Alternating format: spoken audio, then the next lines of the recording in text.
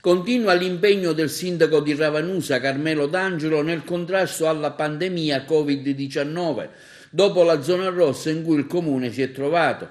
Oggi è la volta di una scuola che viene chiusa, si tratta della primaria e media Manzoni, uno storico istituto ravanusano. Le lezioni vengono sospese dal vivo dal sindaco D'Angelo per almeno 3 giorni in via Prudenziale per verificare lo stato dei contagi in assenza del tracciamento previsto, chiedendo anche all'ASP uno screening generale della popolazione scolastica. Ho emanato una ordinanza figlia della cautela e della prudenza. Purtroppo, in assenza di un tracciamento certo dei contagi che hanno coinvolto i bambini della primaria e anche della scuola media, ho ritenuto opportuno sospendere almeno fino a mercoledì la didattica in presenza.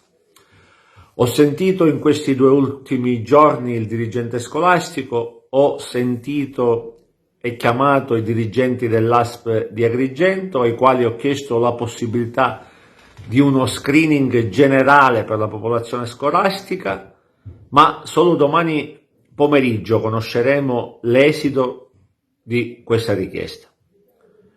Per queste ragioni, in via precauzionale e non avendo notizie sul tipo di variante e non avendo certezze anche del grado di contagiosità del virus, dal 12 al 14 aprile sono sospese tutte le attività didattiche in presenza di tutte le scuole, di tutti i plessi dell'Istituto Comprensivo Alessandro Manzoni.